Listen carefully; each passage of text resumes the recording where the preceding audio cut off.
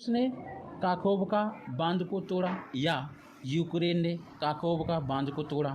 टूटने वाले काकोव का बांध से किसे फ़ायदा होगा और किसे नुकसान होगा, इस वीडियो लेक्चर में मैं यही डिस्कस करने वाला हूँ।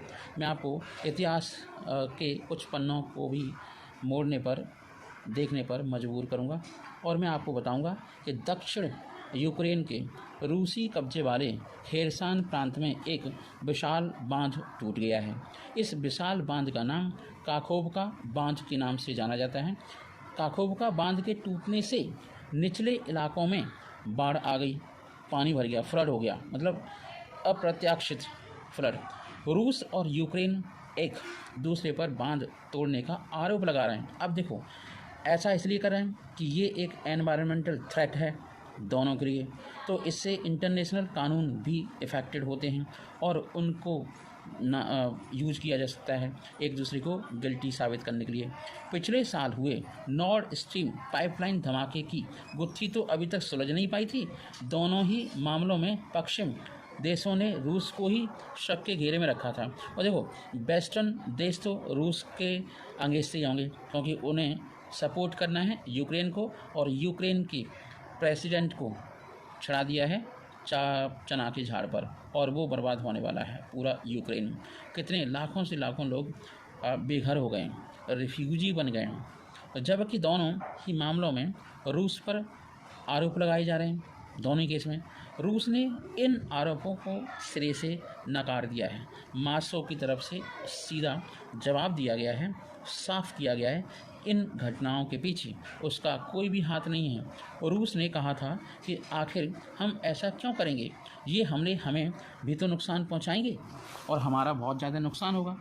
काकोवका बांध टूटने के मामले में रूस कम से दो बिंदुओं पर आधार बनाकर लोगों को बरगलाने की कोशिश करेगा।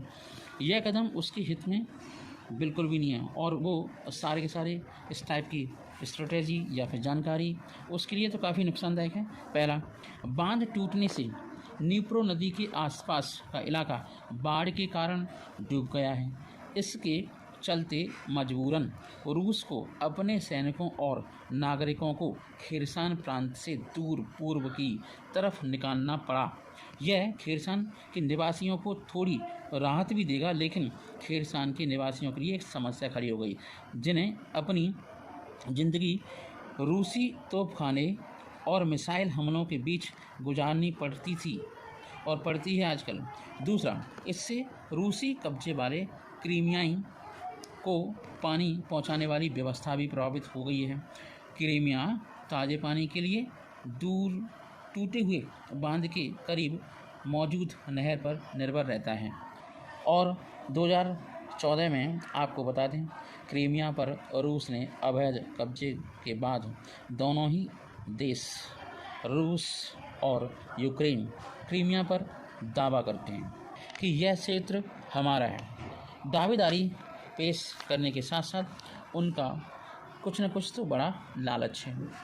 काकोवका बांध के टूटने का रूस को और यूक्रेन को दोनों को कुछ अपनी अपनी व्यवस्थाएं है ना बदलने पर मजबूर करेगा।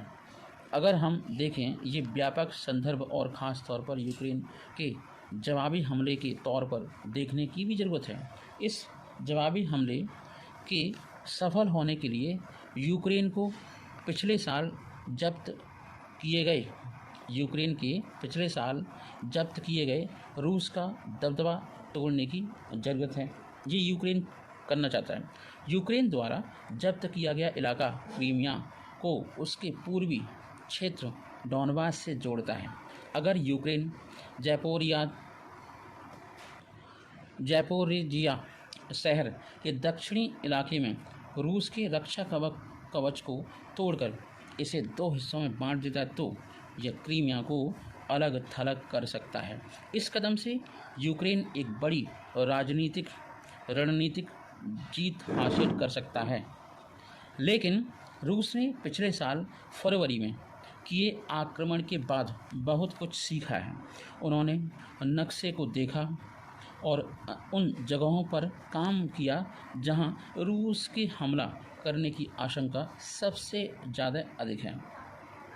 इसके अलावा रूस ने पिछले साल के कुछ महीनों में अजोब सागर की और यूक्रेन के हमले को रोकने के लिए किलेबंदी भी तैयार की है। हालांकि अभी तक इस बात की पुष्टि नहीं हुई है कि यूक्रेन इस किलेबंदी के पश्चिमी हिस्से में अपनी सेना भेजने की तैयारी कर रहा था या नहीं। कीव में मौजूद हाई कमांड ने अपने पत्ते बिल्कुल नहीं खोले, जिससे रूस अनुमान लगाता रहे। लेकिन अब यह कार्रवाई जिसने भी की वो अधिक समस्याएं खड़ी कर देंगी। नीप्रो नदी पहले से ही काफ़ी फैली हुई है और यूक्रेन के दक्षिण हिस्से तक पहुंचते पहुंचते और विस्तृत हो जाती है। ऐसे में रूसी तोपखाने, मिसाइल और ड्रोन हमलों के बीच यहाँ से बख्तरबंद गाड़ियों को ले जाना काफ़ी खतरा है। वो खतरे से खाली नहीं होगा, क्योंकि बांध अब टूट चुका है और खैरसान के सामने वाले पूर्वी तटों के निचले इलाकों में बाढ़ आ गई है। बाढ़ प्रभावित इलाका अब यूक्रेनी सेना के लिए काफ़ी चुनौतीपूर्ण, चैलेंजिंग बन गया है। एक ऐतिहासिक तथ्य से मैं आपको बताना चाहता हूं कि इस क्षेत्र में रूसियों का अतीत रहा है। क्या 1941 में सोवियत यूनियन सैनिकों ने नाजी सैनिकों को रोकने के लिए इसी नीप्रो नदी पर बने पुल को उड़ा दिया था, बम ब्लास्ट करके।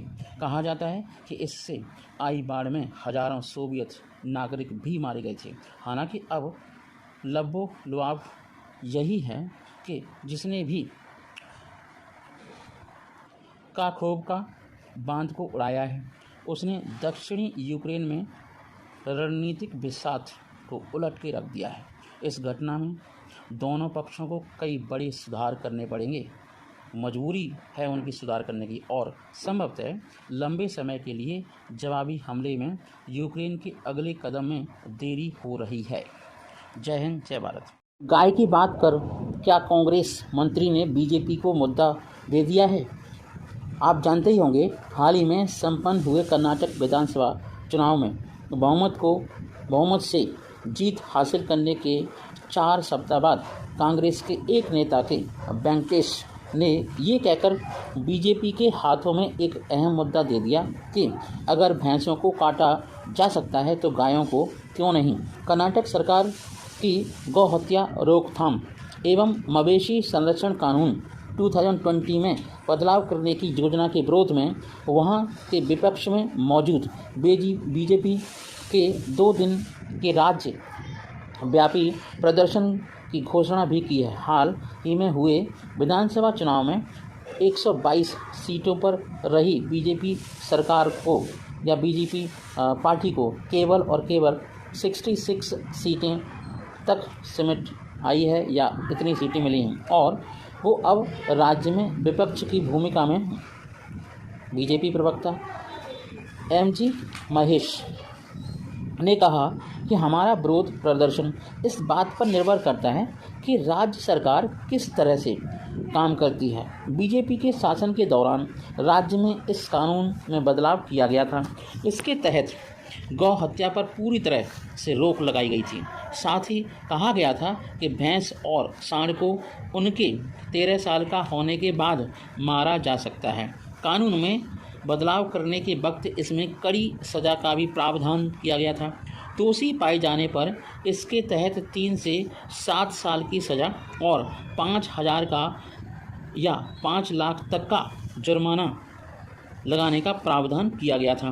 दोबारा अगर उसी मामले में उसी व्यक्ति पर जुर्माने का प्रावधान बढ़ा दिया गया।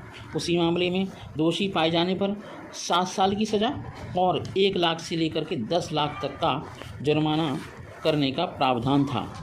अब ये बताते हैं कि ये मुद्दा कैसे बना। तो मुद्दा बना गाय बनाम भैंस। ये मुद्दा उस वक्त सुर्खियों में आया जब एक रिपोर्टर ने राज्य के पशुपालन मंत्री के वेंकटेश से ये सवाल कर डाला कि क्या उनकी सरकार गौ हत्या की रोकथाम के लिए कानून में बदलाव के बारे में विचार कर रही है। रिपोर्टर का कहना था कि राज्य में खेती से जुड़े लोगों के लिए बूढ़े हो रहे मवेशियों को पालना और मरे हुए पशुओं को निपटारा कैसे किया जाए, उसका निपटारा काफ़ी मुश्किल हो रहा है डेड बॉडीज को निपटारे के लिए। अपने जवाब में पशुधन मंत्री के वेंकटेश ने कहा कि गौ हत्या पर लगे बैन का बुरा असर किसानों पर पड़ रहा है। उन्होंने कहा कि अगर बाँझ हो गए भैंसों और सांडों को काटा जा सकता है तो गाय को काटने में क्या समस्या है। इस दौरान के वेंकटेश ने अपना निजी अनुभव भी साझा किया था। उन्होंने कहा था कि उन्हें अपनी मरी गायों के शव उठाने के लिए उन्होंने एक बुलडोजर को किराए पर लेना पड़ा था। श्री वेंकटेश ने कहा कि उनकी सरकार इस कानून में ऐसा बदलाव करने की योजना बना रही है जो कि किसानों के हित में होगा, लेकिन अपने इस बयान पर वो विवादों में फंस गए और बीजेपी के कई नेताओं ने उनकी कड़ी आलोचना की और तब से अब तक कई बार प्रोटेस्ट भी हो चुके हैं। पूर्व मुख्यमंत्री बरज बोम्बई ने कहा, गायों के साथ भारतीयों का भावनात्मक जुड़ाव है।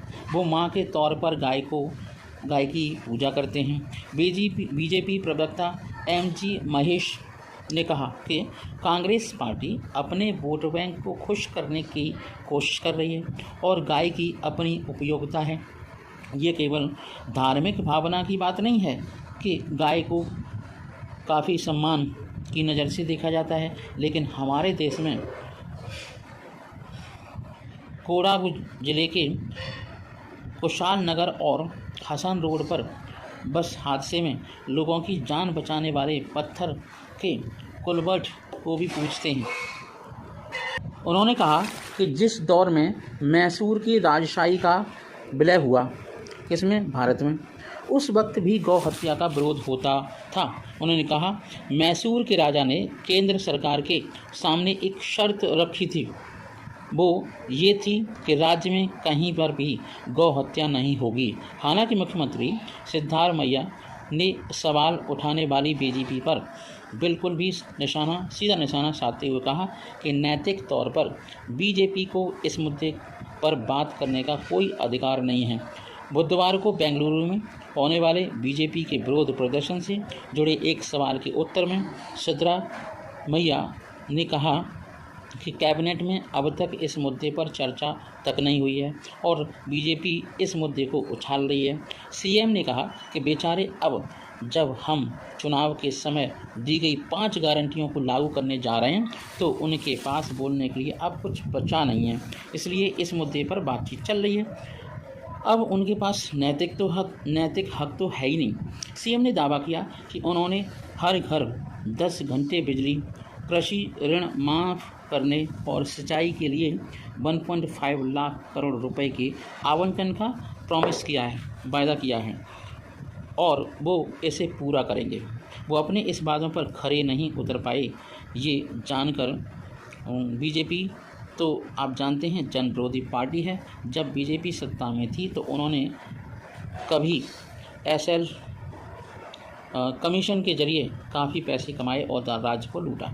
दूसरा वाकया ये है कि SL बारप्पा बीजेपी के राजगुरु उन्होंने पूर्वा नाम की एक पुस्तक लिखी है जिसमें ऋषि पांडवों से मुलाकात करने गए थे तो द्रौपदी ने उन्हें खाने में बछड़े का मांस परोसा था। इसका मतलब सिद्धारमैया ये कहना चाहते हैं कि महाभारत काल से गाय का मांस खाया जाता है। तो वो क्या साबित करना चाहते हैं? जय हिंद, जय भारत। देखते हैं आगे।